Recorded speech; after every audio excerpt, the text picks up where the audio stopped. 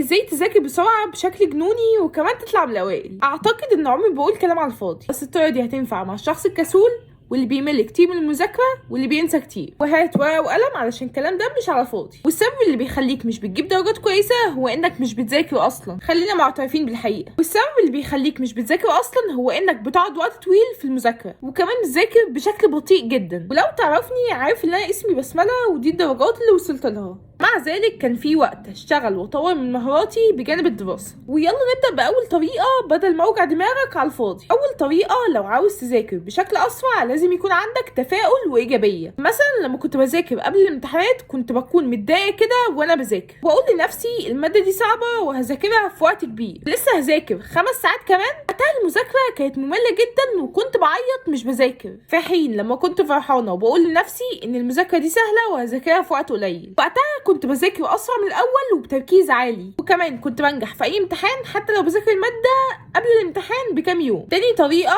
قاعده 20-80، ان 20% من الافعال بتديلك 80% من النتائج. يعني انك مش ركز على الكتاب كله ولكن ركز على الحاجات المهمه اللي هتيجي في الامتحان، وبص على امتحانات السنين اللي فاتت وحل اسئله كتير. بالتالي هذاكر اسرع من الاول. انا مش ببص على الكتاب كله بالتفصيل الممله، انا هبص بس على الحاجات المهمه. فانا بذاكر 20% بيخليني احقق 80%. الطريقه الثالثه حدد وقت لجلسه المذاكره. لما تحدد وقت المذاكره بتعرف قد ايه انت ذاكرت، فلما بيكون في وقت بيخلي فيك الانضباط واللي انت تلتزم بعدد الساعات المذاكره دي. انا حددت وقت معين او ساعه مثلا، فانا مش هقوم من على المكتب ده الا ما اخلص الساعه دي او الوقت ده. فلما تحط وقت معين للمذاكره دي وتخلص الساعه دي او الوقت ده هتحس بالانجاز واللي انت عاوز تذاكر اكتر. افتكر انك مش هتوصل لاي حاجه الا ما تتعب، واهلا فسهلا.